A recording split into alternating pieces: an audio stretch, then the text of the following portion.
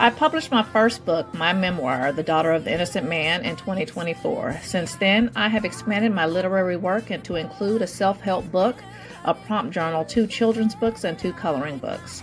I'm an author, advocate, and speaker, and host of this podcast, Authors, Writers, and Wannabes, where I welcome weekly guests and empower fellow writers with insight, support, inspiration, practical advice, and encouragement as they navigate their creative journeys. Hello, welcome to Authors, Writers, and Wannabes. How are you doing tonight? It is 7:00 p.m. Central Standard Time. And I want to give a shout out to BS3 Network. We are through StreamYard. And we are Facebook Live, Noelle Daniels. And we will be on Spotify, Roku, YouTube, Google, and Apple Music. And we have guest Miss Catherine joining us tonight. So Catherine, why don't you tell us a little bit about yourself?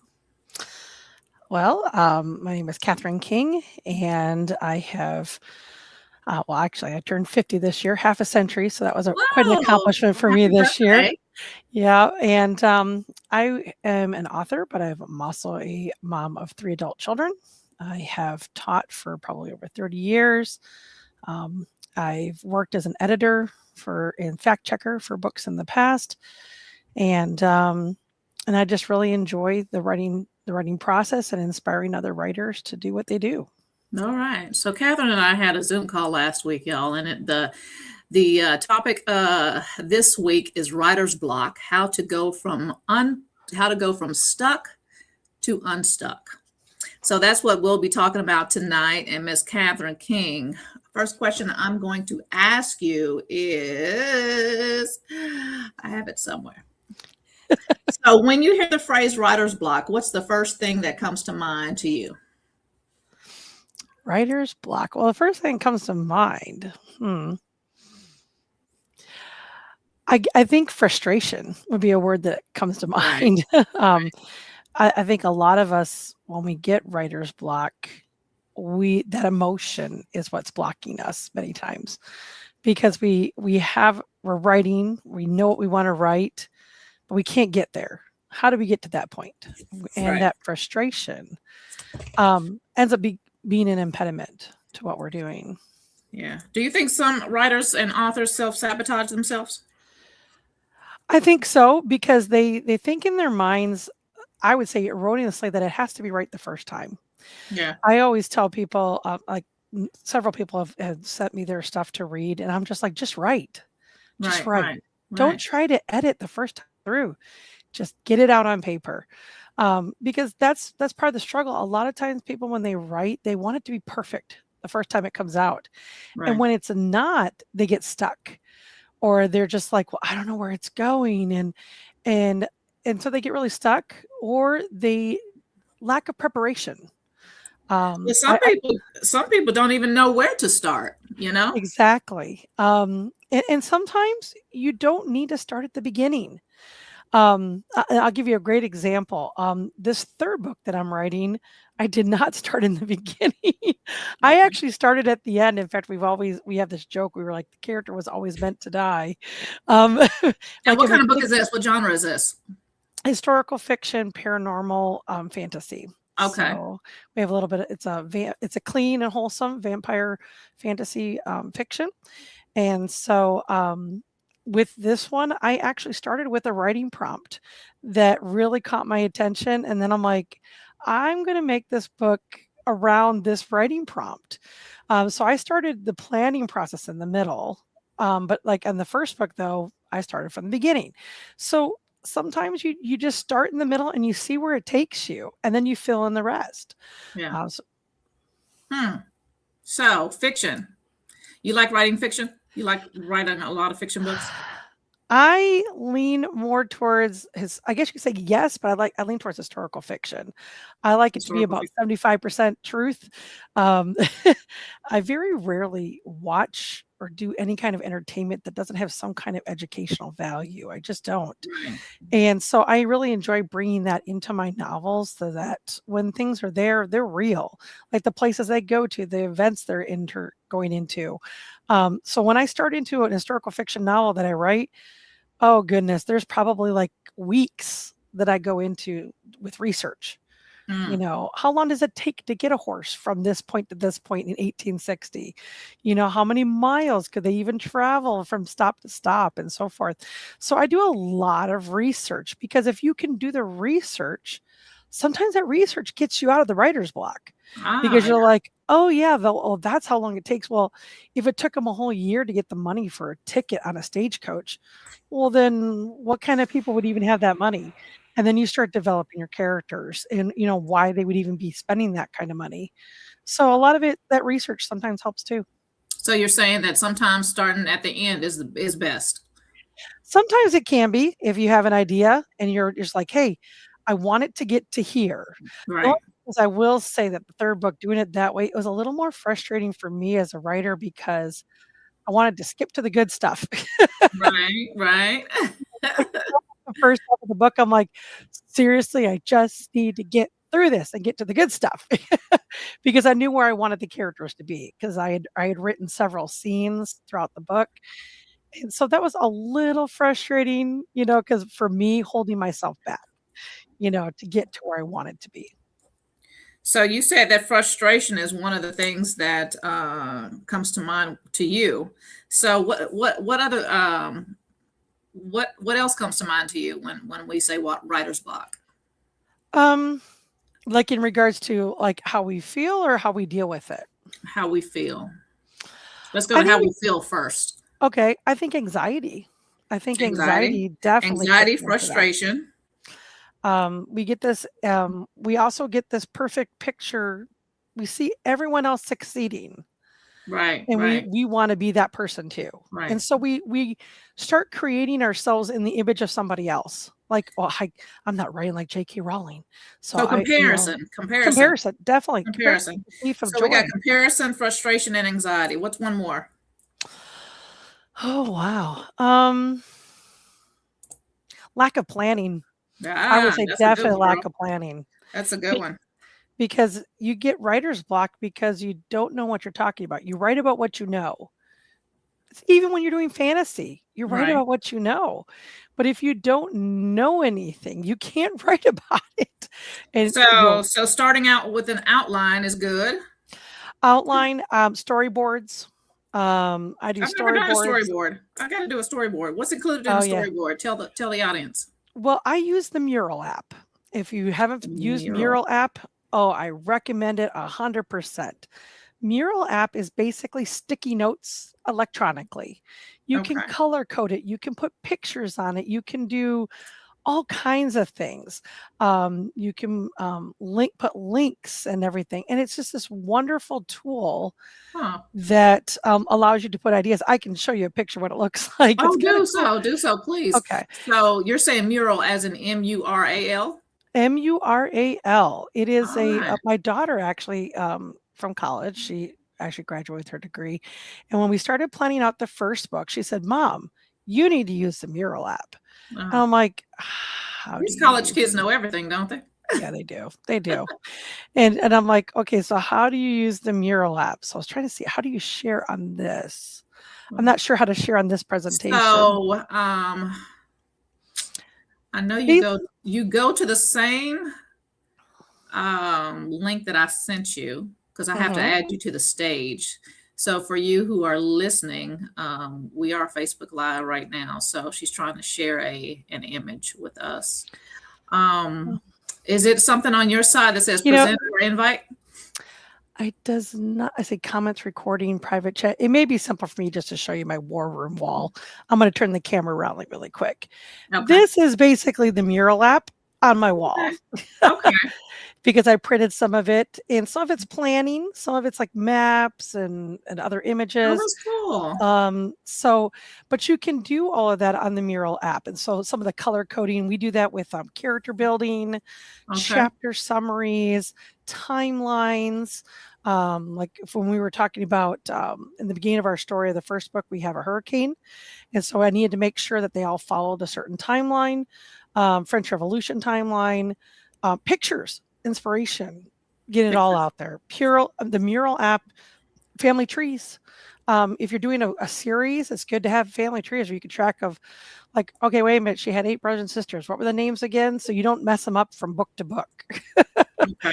So it's a wonderful tool. It also can let you put plot mountains. Plot mountains. Oh, I teach writing and I tell my students all the time, plot mountains. You need to start Okay, out. so for the people who do not know what plot mountains are, explain that to us. All right. So you started, no problem. Like I'm teaching writing. You started out with exposition, which is your setting, what's happening, place, thing, timeline in history. Then you have to have what's called an inciting incident, something that gets the story going, that if you did not have that incident, you would not have a story. Mm-hmm. Okay, so you have that inciting incident. Next comes your rising action.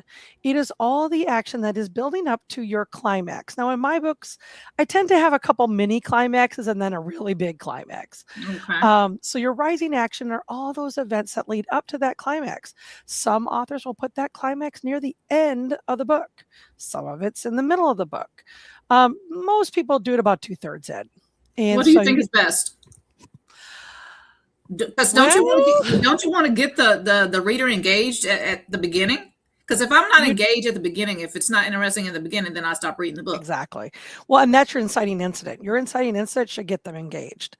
Our inciting incident in book 1 is they become vampires, and they don't want to be. If they hadn't have become vampires, there'd be no book. They survived a shipwreck. Okay, have a good day. You know what I mean? Right. So whatever that inciting incident is, what keeps you going, and then that rising action is how they survive. I feel like I should take an English class all over again. You can come over. We'll do another class on how to do plot mountains. Okay. Let me write this down. I thought I was good at this. Hey, I'm an author, but I'm no expert. Okay. Oh, well, I've actually been teaching creative writing for probably about 20 years. Creative writing. Yeah, actually, English was my favorite subject in school. I used to love writing papers, and I never thought I would be an author like 40 years later. I never thought I would author my own book. You never thought you would? No, because it was something I just enjoyed doing. It was a hobby, and it was something that I helped other people succeed in doing. But then I got an idea, and it was like I had a movie in my head I had to get out. And once I got out, it's like, now these characters are real. Now, when did you start writing, Catherine? When did I start writing? Oh, goodness, probably when I was like 14 or 15. Now, this was just for fun, right? Yeah, just for fun, mostly poetry, little stories here and there. So when did you start writing your first book? The first book I wrote was when my daughter was in the 5th grade, because I was working a job. How long ago was that? We don't know when your daughter was. Yeah, I know. I'm like, I had to think of you're taxing my 50-year-old brain. Well, let's see. You would have been like about 11 at that time, and she's 25 now. So about 14 years ago. Okay. About 14 years ago. Okay. But I started out, I worked at a job where you couldn't have anything you couldn't have anything on your desk, but you could have a notebook. So in between phone calls, when I was sitting there doing nothing, which drove me crazy, ADHD, I have high functioning anxiety. I can't stand sitting there doing nothing. Oh, me too. So I hate that. I cannot stand doing nothing. Hey, what do you call that? It's called high functioning anxiety. Okay. You cannot stand doing nothing. Gotcha. So I would write a book. So I started writing this book, which was a sequel to the Christie novel by Catherine Marshall. Now, it's a book that I'll never publish. We've talked to the Lessard family. They're wonderful people. But it's nothing I would ever publish, but it was something that it was nice to kind of like a continuation of that story. And so every night I would come home and I would read my daughter what I wrote. And it had this wonderful time with my daughter and my other daughter. We'd be sitting on the couch at night and I'd be reading the story of what happened.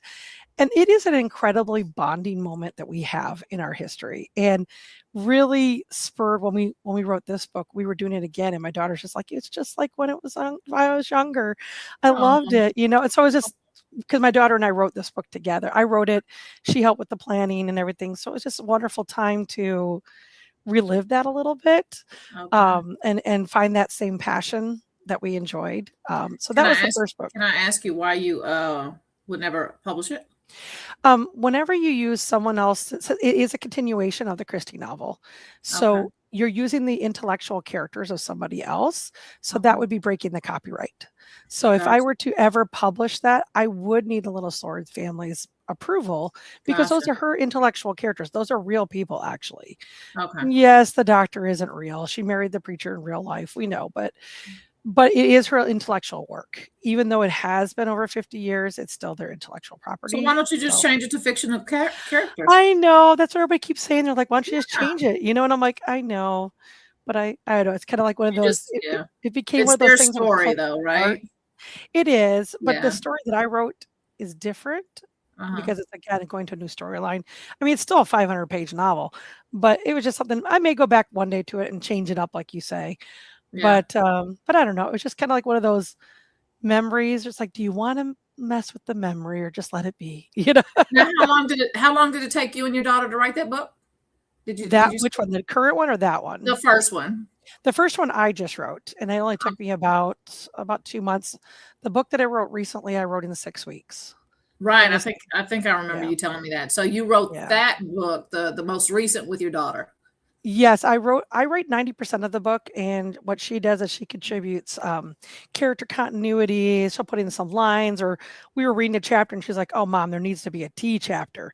Someone needs to spill the tea for a chapter." And I'm like, Oh wow. "Okay." So, and she's like, "Or wouldn't there be really neat thing if so and so was having a tea party with his granddaughter?" And I'm like, "Oh, that's a cute little scene. We should put it in Huh. there somehow." You Now know, so what is your daughter ideas. majoring in? I'm just curious. She has her degree in graphic design, and so Okay. she actually teaches as well and teaches Oh creative writing, oh, wow. Okay. English and creative writing. So, Okay. but yes, she got her degree in graphic design. Both of my children, actually, all three of my children graduated in COVID time, two from college and one from high school. Okay. And so they graduated in 2020. And of course, at that time, nobody was open. So it was Right. very difficult for them to, they were both teaching. My son, Jedediah, he actually has a history degree. And so they Oh wow. both were going into teaching. And thankfully, they were able to find a job teaching online. And so History they, degree, and you love Mhm. writing historical fiction. Doesn't that Yes, we have my aunt was an incredible teacher as well. She taught English. uh-huh. And we actually have two major writers in our history. Jack London is one of my direct descendants, as well as Washington Irving, who wrote The Okay, Legend of Sleepy cool. Hollow. So Wow. it's a little bit in our blood. You know? Yeah, I would say so. So are all those your books in the background on the bookshelf? No, but I have edited and fact checked the ones on the top shelf. The ones on the top shelf are from an author that I had did some fact checking for her. Uh-huh. My books are over here on this side. So So let's dive into the editing process. So sure, tell us about how you edit and everything. no problem. Like what I do, there's a couple ways I do it. The first book I edited 12 times before I actually published. I call it word wrangling. 12 It's like it times? feels like 12 times. Oh my Um, goodness.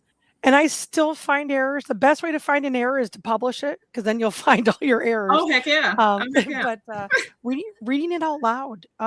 So my first thing I do is I write, like right now I'm writing book 3. So I write a chapter. Then the next day I read it and write.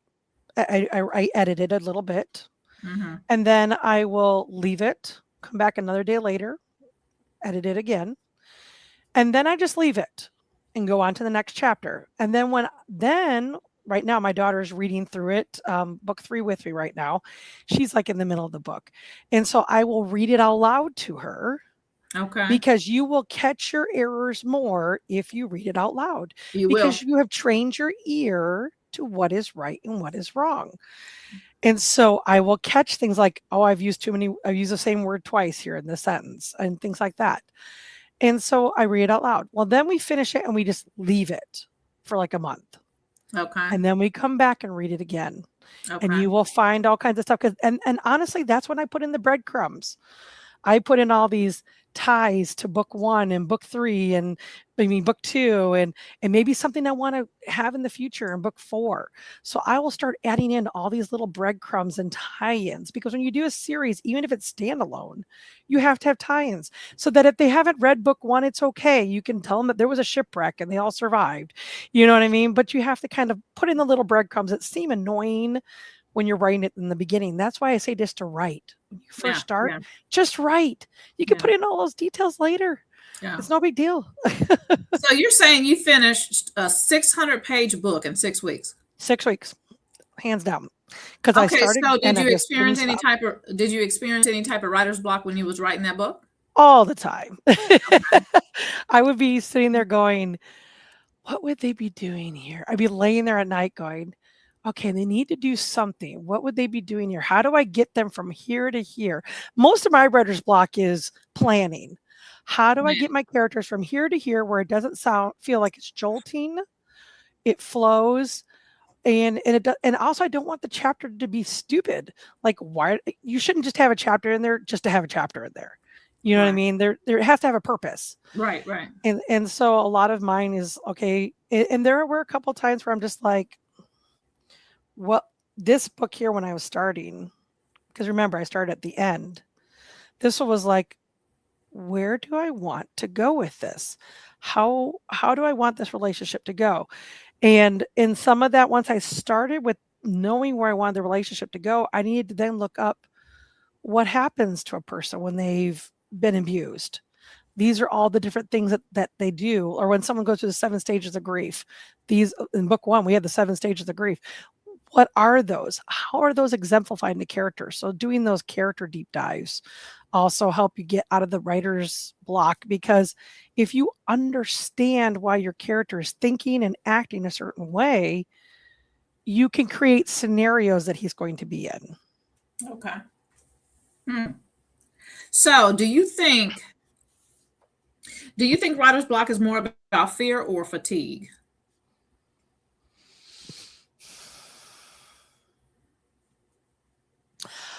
I want to say a little, I think it's more fatigue, but in the sake of we get going and we get excited and we're like, we're going.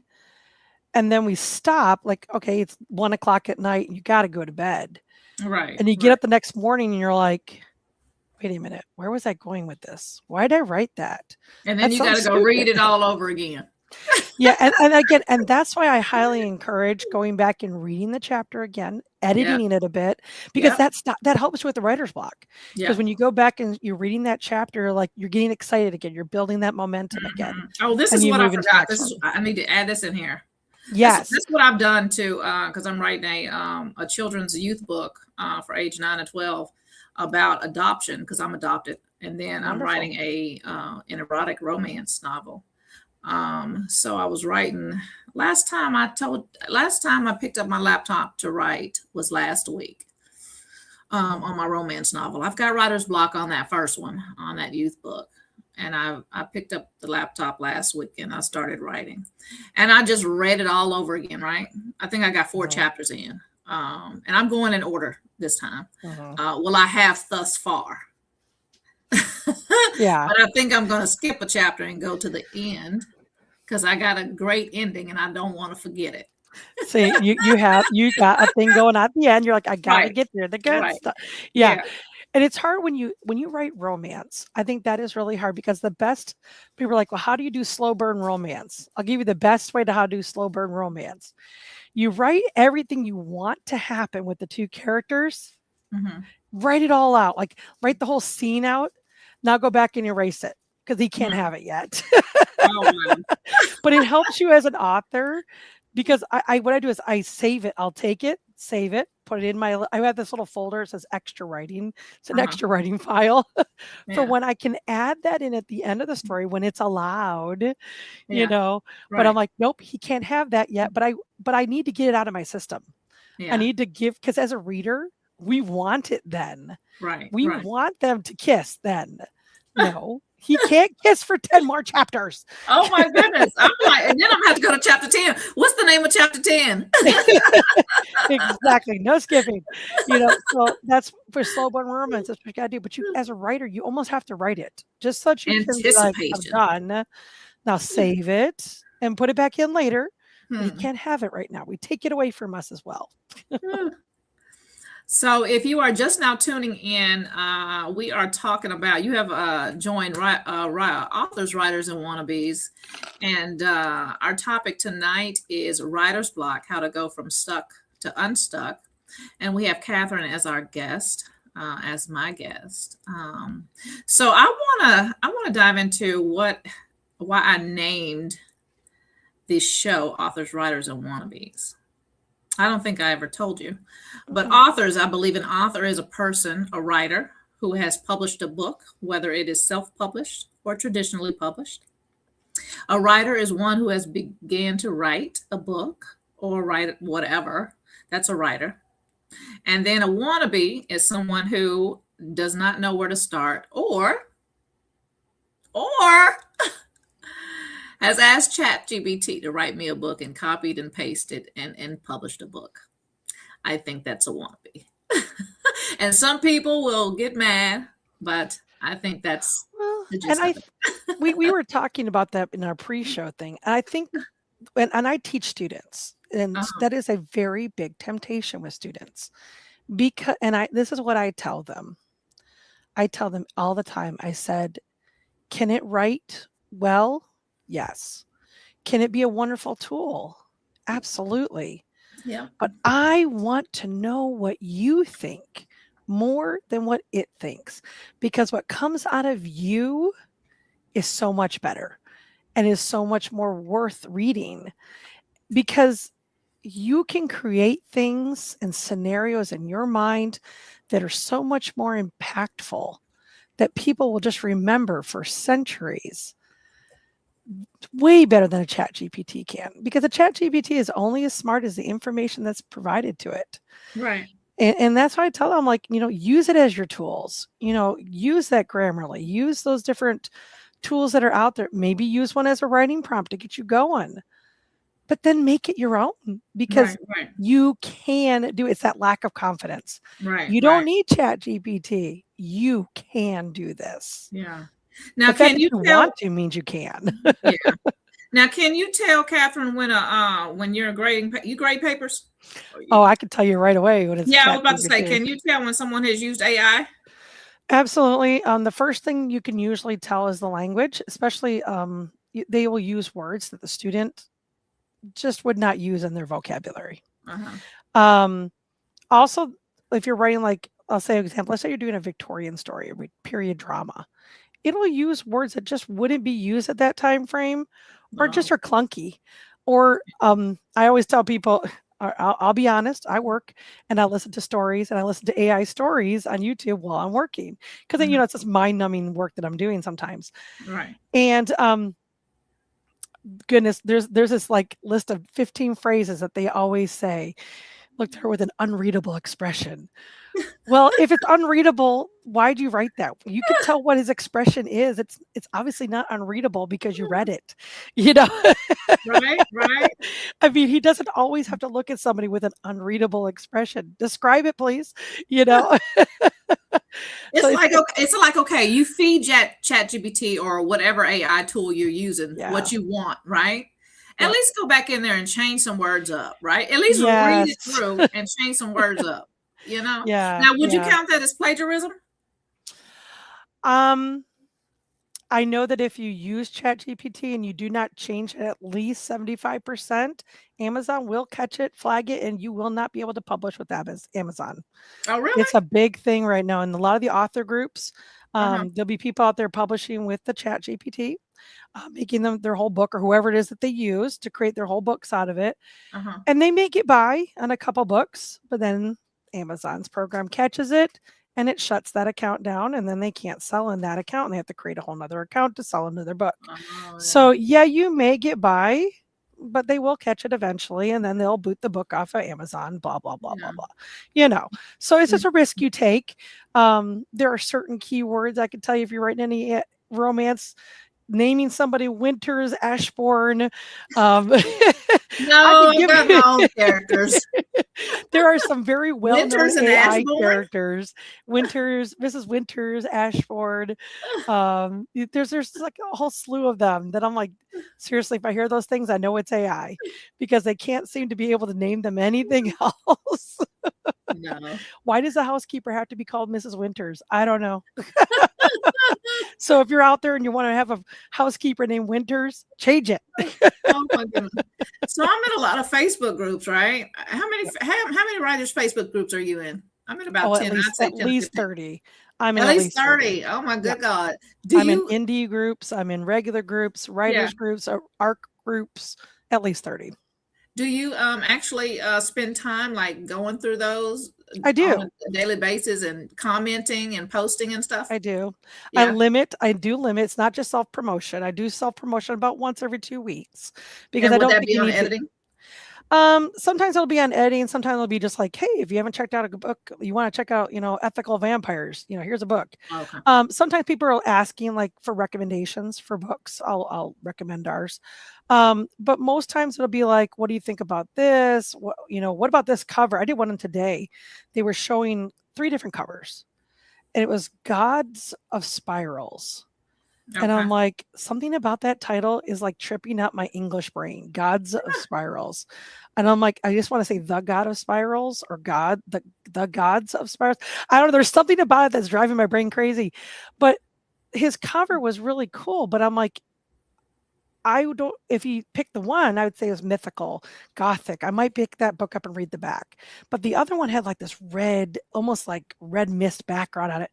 And I'm like, I would not even pick that book up because I'm not into like kind of like the demonology and dark stuff. I'm not into all that. And that book to me, the cover speaks creepy. I don't do creepy. I write vampire books, but I don't do creepy. That's I don't. contradictory. Yeah, I'm like what? So I mean, so your cover says a lot about your book. Everybody keeps looking at our book saying, "Oh, it looks like Vampire Outlander." I'm like, I'm sorry, I'm not. I have nothing to do with Diana Gabaldon, but that's the vibe they get. Sometimes you have to look at your covers and say, what vibe do you want your author to? I mean, I have no idea what his book is about.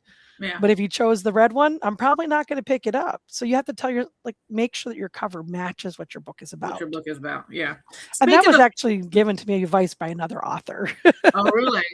Yeah. Now, speaking of covers and speaking of red, Miss Crystal Tamberlane, she's an author. She sent me her book. It's called Mystery in Fort Richfield. Cool. Can you see that cover? I can. Is that cover cool? It is. Yeah. I think it's real cool. It speaks cool. very paranormal. It does, doesn't it? So Miss Crystal Tamberlane, she sent me her book. So I started reading it. Of course, I'm not finished with it. It's a fiction novel. And it's a pretty good lengthy book. It's not 600 pages like yours. It's about 350, which is pretty lengthy for me. But that's pretty hefty. That's a decent novel. Yeah. But so I'm going to read the blurb on the back. So Casey Lundgren never thought her sophomore spring fling would end in a disaster. She and her best friend Jenny Forrester were supposed to dance, laugh, and maybe even make a few memories worth telling their future selves.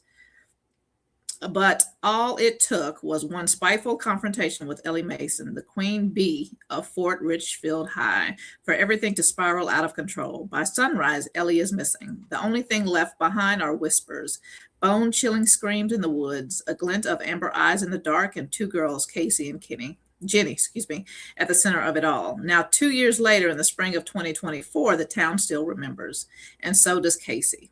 As new clues emerge and old wounds reopen, Casey must navigate the tangled web of memories, lies, and buried truths that stretch across both timelines. Because in a town like Fort Richfield, nothing ever stays quiet for long, and in the eyes in the dark are still watching. So a gothic mystery. Yeah. So it says, told in dual timelines, Mystery in Fort Richfield is a gripping, twist-filled mystery about friendship, fear, and the haunting cost of secrets. So it's a very interesting book. Yeah. So she did a good job making sure that her cover matched her theme. So it really does, and it's a really cute cover. It has eyes. I don't know what kind of eyes that is, And then a the girl past. sitting down with a white gown on a bench. But it's it's a very interesting book. Now normally I would not pick this up, but I mean the cover, I think the cover is what determines if a person wants to read it. Yeah. Don't you think? Yeah, and I'll just say a lot of like eyes are in literature. We learn that there are certain things that are imagery focused items. Eyes can be memories, looking back in the past, looking deep inside. Light. Obviously, you have purity, hope, joy. Darkness. You have shadow, sadness. I mean, so there's always this imagery. So I think having the eyes on the cover really does speak to what she's saying on the back. Yeah. Looking in depth into her past as well as, and dual timelines is really popular right now. I think Gabrielle Meyer's got some dual timelines and time slips going on right now, and dual timelines are a big product right now. Yeah. So I also received a book from another author. It's a poetry book, and they sent it in a cute little baggie here. And it is included in here with some bookmarks. So I'm going to start reading this next week. And I'm going to tell y'all a little bit about this next week. Isn't this cute? Well, it's hard to package real nicely. All I can see are the swag on top. You can't really see the cover. Yeah. Yeah. It's packaged real nicely. It's called Beautiful Chaos. Oh, no, I do like that because with it being the rainbow and it being chaotic rainbow, cool. That's an excellent cover. Yeah, so I'm going to start reading this. If y'all are into poetry, it seems like a really good, interesting poetry book. Cool. So I'm going to start reading that probably, what's today? Monday. Is Monday. I'll probably start reading this on Wednesday. And then I'll tell y'all what that is about next week. But the book that I started this past week was Crystal Tamboline's Mystery in Fort Richfield. And that's what I was just talking about. So let's go back into a writer's block. That's important though, that you said that, because a good writer is a writer that reads. If you don't read, you can't expect to be a good writer. Yeah. You have to read, and you become a better writer the more you read. You really do. Every writer is different, right? Yep.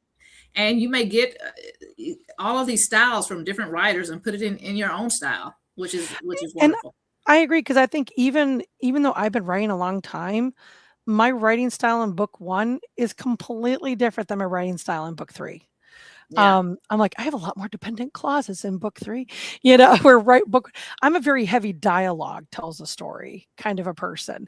Yeah. And book 1 is heavy dialogue, where book 3 has a lot more description, a lot more world building, so it's just a little different. And I think is how you grow as a reader, as you write, as you're reading things and you're writing, you're integrating that. Now, coming from a professor like yourself, I don't know if I reached that stage. We'll get there. Do you think it's best if a person actually writes out the chapter names and go from there? Oh, see, now we don't even have chapter names. We have dates. We put chapter 1 and then we have the date. I do plan out. I will tell you. Book 2, I started writing. Uh-huh. And I probably got like 5 or 6 chapters in. And I remember telling my husband, I said, I feel like I'm just writing to write, and I have no idea where this book is going. I'm just writing. And it feels like it's just I'm lost. And I said, I need to stop and write chapter summaries.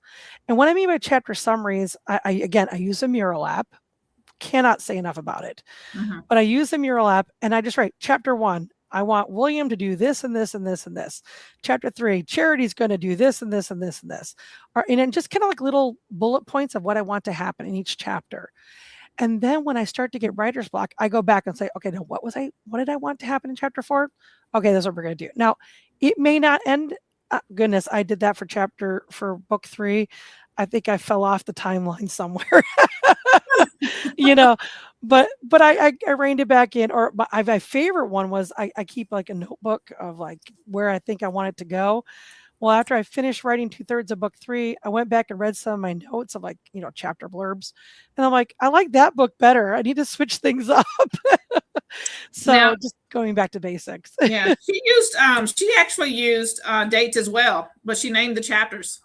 Yeah, some people we do have like play names. We call like the seduction chapter, the redemption chapter, the cow chapter, but we don't actually put it in the book. Yeah. Well, you know what? Hold on. Some people do, some people don't. Some Yeah, people will put no, songs actually, there too. no, she doesn't have the chapter name. She just has she has the date and then chapter 1, chapter 2, Yeah. chapter 3, okay. See, I So put the actually, dates in. I've never read a book like that. This is my first book that I'm reading like that. Well, welcome. Yeah. Welcome to the dark side. Exactly. The dates for me help me, number one, to make sure that I'm keeping things consistent. I think the most frustrating thing in book 3 is our character is pregnant. One of our characters is pregnant. So everything that has to happen on a 9-month time frame. Seriously, I will never do that again. Having to plan this around a pregnancy is stressing me out, you know. But having that timeline, even with the first book I wrote with the Christie novel, second book for that, I did it in 11-month time frame because the Christie book is in an 11-month time frame. So each one of my books, even in this new saga, they are like a year timeline. So I try to keep it in that same timeline. Okay, so digging into why it happens, why writer's block happens. Does it tend to show up at the beginning, middle, or end of a project for you? Did I ask you that already? I think for me, it starts like in chapters 5 or 6. I get excited and I get writing and I get going. And then I'm like, where did I want to go with this? And then I get frustrated because I want to get to this next point. And sometimes you just stop. You're like, you know what? I had that happen in this book. I was like, I don't know what I want to do here. I'm going to go ahead and write something at the end again. So I just switched it up and I just started writing a chapter at the end because I would rather be doing something productive towards the book than being frustrated with it. Yeah. And then you I went talk back about and frustration a lot. So that's what you do to overcome frustration. Yeah, I'll write to a writing prompt or I'll just pick something up and start writing somewhere else in the story, a scene. I had a scene where there's like someone gets attacked and I just wrote that scene. And I'm like, I'll plug it in somewhere, you know. Yeah. So we have talked about frustration, anxiety, and comparison, lack of planning, and how to overcome those. And I'm taking notes here. Research / planning, pictures, such as the mural app, like a family tree, you say. Yep. And then talk about tools. Then memories. Hey, tools. So these are your tools. Yeah, we talk about tools. There's some tools coming up here to help. Yeah. So one tool to help you overcome writer's block. I'm going to pull in my alliteration, my alliteration skills. You know, as a writer, we got to use, I love alliteration. I love it. But prompts, productions, and people. Those are the 3 things. Prompts, productions, and people. The last one's going to be pause.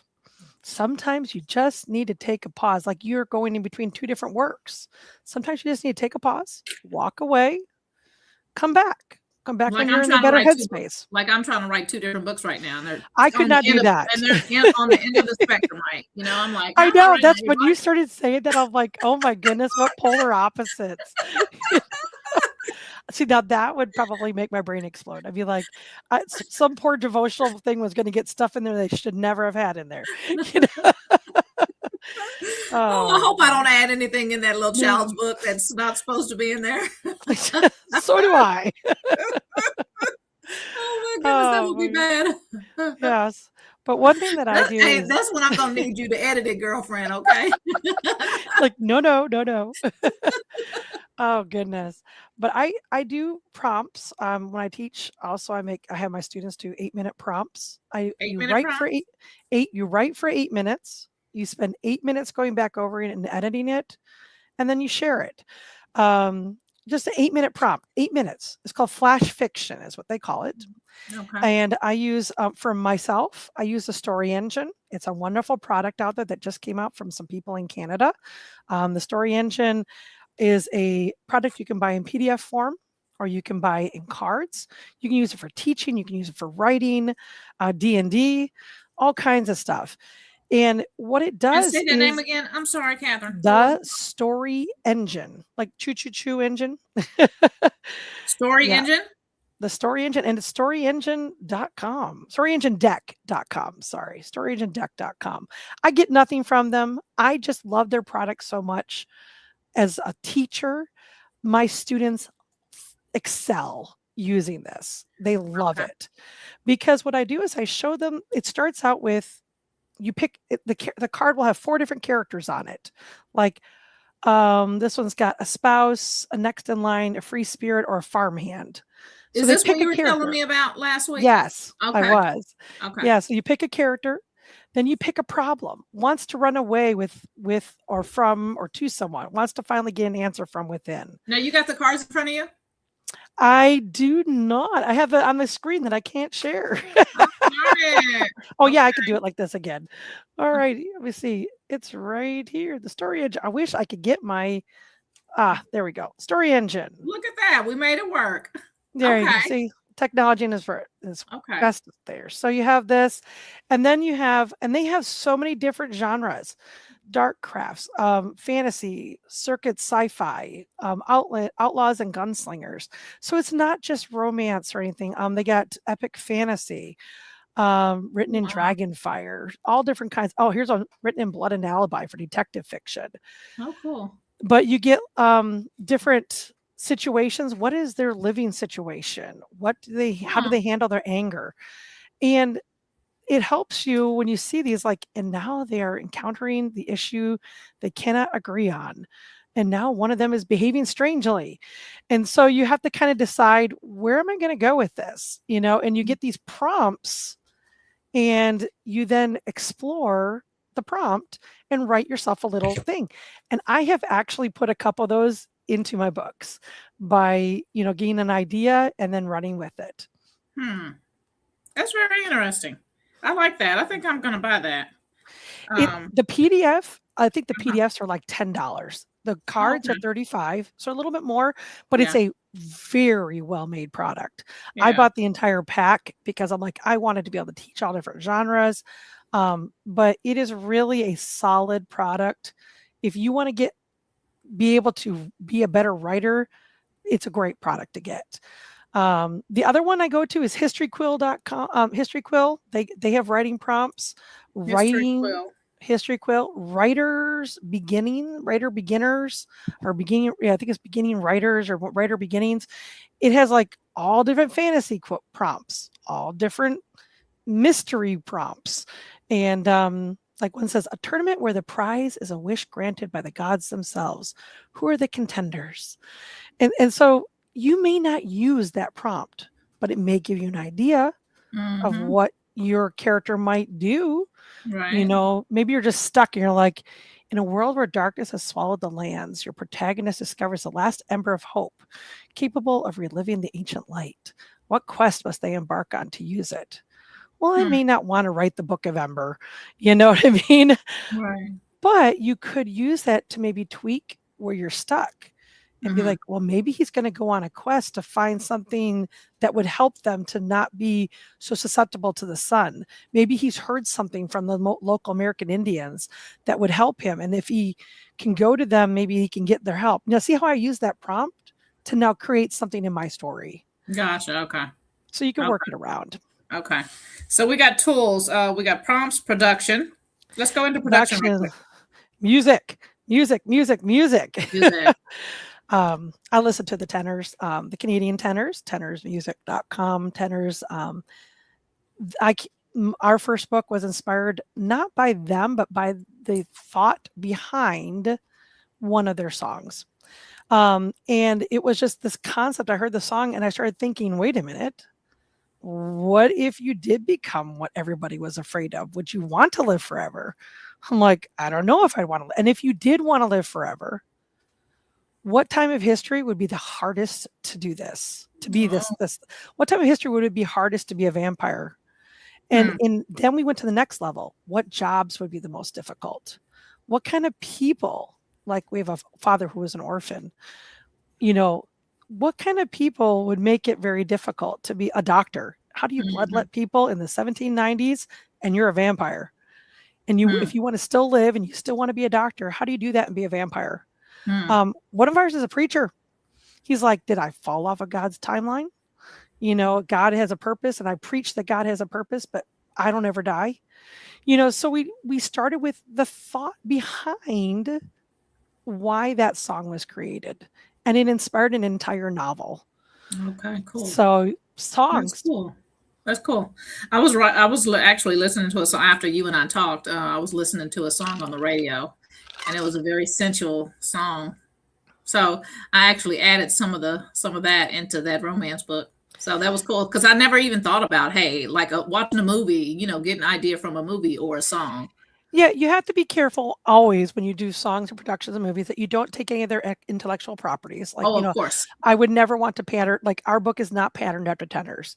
Yeah. If you watch their video, Who Wants to Live Forever, it is not that.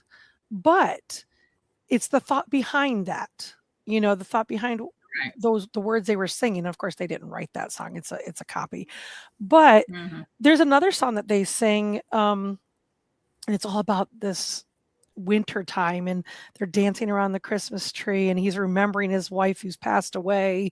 And I'm like, oh, wouldn't that be a touching thing to add that kind of a scene in there where he's Hmm. remembering his wife who's already died, even though he lives forever? Right. That would be such a wonderful scene. Again, an idea, not their song, but it creates a scene that gets you out of Right. your writer's block. Right. Right. All right. So let's go. We went from prompts to production to people. People, they're the biggest People. tool you can use. This is where my daughter comes in handy. We Okay. brainstorm all the time. We brainstorm all the time. I'd be like, I need him to do this. He needs to go here. This is what's going on. What are your thoughts? Like, what do you think would be? And then we talk it out. I'll be like, no, that's not what I don't think that. And she'll be like, well, but he would do this. And we'll talk it out. And she'll be like, well, isn't Sebastian just being a martyr then? And I'm like, well, we probably should make that point. You know what I mean? Because if we're talking about it, or I'll give you a great example. We don't live in 1793. Women are treated so much better now than back then. Back then they had no job, no possibility of a job. They were not in 1812. Our second book is based in 1812, and there's a nurse. And my daughter's just like, why is he so dismissive to her? And I'm like, because the men That's how did it not was. view women as being worthy of Right. having these positions. And she's like, and it was very difficult for her. And I'm like, well, if she's struggling with that, maybe I need to describe in some way in the Mhm. story. Maybe he battles Yeah. with giving her her worth. Yeah. You know what I mean? So if getting her feedback helps me to add things into my story. Um, Also, and we mentioned, I said Dickens collected people. Dickens would go around collecting people's names, stories, and then integrating them into his stories. And the other thing I would say is character studies. Character studies, if you understand your characters, you can really bring them out. We have discussions all the time about our characters. Like, would he actually do that? No. Yes, he would. Or, oh, he would totally do that. So knowing your characters well, spending time to we sat down before we ever started writing and just started writing all their characteristics. Was he a static character, a round character? Does he grow? What are his weaknesses? What are his fears? What does he excel in? What are his accomplishments that he's proud of? These all make up who we are, and it makes your characters more believable. all right. All right. So we got prompts, production, people. Last one is pause. And I think we went over that a Pause. little bit, right? Yeah, just So taking a just break. pause. Yeah, taking a break. When Don't be afraid to take a break. yeah. If you force it, you're getting a product that you're not going to be happy with. It's Right. okay if it doesn't meet the production of, I want to get it done by April. Yeah. All right, so it's not done until August. But Girl, it'll I be the took a right pause way. for 5 years. See? Better to take a pause and have it be right than to force it and it be mediocre. Yeah. Yeah. My it took me 5 years to write my memoir. There Memoirs was a are piece harder. there. Yes, tell me about it. Yeah, the It took me 5 vulnerability. years to write that book, and it was, I had so much trauma and so many memories that I Yeah. brought up, and that just, and I had a piece missing from the book, a Mm. PIECE, a piece missing, and you know what that piece was? Hmm. Peace, PEACE. PAC. Yeah. Yep. So until I found peace, I couldn't finish that book, That's and, part of the journey. yeah, That is yeah, part of the journey. And I think our writing shapes us. When I started writing book 1, I was dealing with a lot of anxiety from hormones. And it helped me dealing with that anxiety, sitting yeah, down and getting my brain focused on something other than what I was dealing with. And right, then I ended up working that into one of our characters who was also struggling with anxiety. Because I think people just are like, "Oh, well, you're not doing this or you're not doing that." And it's something that everybody deals with in some way. right. Everybody has anxiety about something. Oh, yeah, And so using that as a tool, I think writing can help us. Like you said, finding the peace in your journey, right. finding, your peace in the anxiety, finding how to conquer that anxiety or how to deal with it How to deal healthily. with it? Yeah, You know? healthfully. That's the key word, operative word. Yeah. So, John Grisham's book, The Innocent Man. Mm. The innocent man in that book is my father. Really? Yeah, and Yeah, I was reading the blurb on your thing when you said check it out. I was reading, I'm like, this looks really interesting. I named my book The Daughter of the Innocent Man. Awesome. But my book is more than just The Daughter of the Innocent Man. It goes into, I mean, everything. It's a memoir, but it goes into mental health issues, drug addictions, motherhood, finding my birth mother, finding my birth father. I was a stripper, so girl, it just tells a whole life of a person. So, And you if y'all kept it want under 500 pages? How'd you do that? to, girl, I had to. I couldn't tell the world everything now. Of course not. We don't need to know it all. And you know what? The most important thing was when I wrote that book, and I had a lot more in that book. I had to take it out because I had to think about my boys. Yeah, Will they want that information out there on their keep it in mom? perspective. You know what I'm That is saying? true. And that's a So, little bit like with our title, like yeah, our author. We named it JC King, yeah, not Catherine King or Joanna King. I said because I wanted to give her that nod. She helped did some of the planning and everything. I'm like, she should be on there. yeah, No, she didn't write it, the whole book, but no, she contributed a great amount. She should be on there. yeah. So that's we always did JC King, so that, giving that honor. And yet there were a couple chapters, we have one vampire that embraces it all, but we wanted to keep our book so that our students could read it if they wanted to. Mm-hmm. And so we went through that chapter probably about 20 times to make Wow. it correct. You know Mm. what I mean? So that all audiences could read it. So your And that was last published book, tell the people where they can get it from, the name of it, and what it's. Just give us 1 minute. Give us okay. 1 minute. 1 minute. You can get it at all major retailers. It's also on Amazon, Kindle Unlimited, Audible. No Place for Us is the first book. I recommend starting out with that one. It has 4 men who have survived a shipwreck and become vampires, but they don't want to be. But we treat it as a disability, so it is clean, wholesome. Yes, they are vampires, but we treat it more like, how do you deal with temptation in your own life? How do they deal with that? And how does it shape them, with an overall theme of redemption in book 1? All right. And do you have a website? We do eternumsaga.com. It's the Latin word for forever. So Okay. Eternum Saga, AETERNUM saga.com. You can also find us on Facebook at JC King. Okay, cool. So my website is called noeltheauthor.com, and that's NOELTHE author.com. You can find my memoir on there, and that's The Daughter of the Innocent Man. I do have a self-help self-discovery healing journal, Fantastic. 2 children's books and 2 coloring books. It's crazy how people say, oh, you can make $10,000 off a coloring book.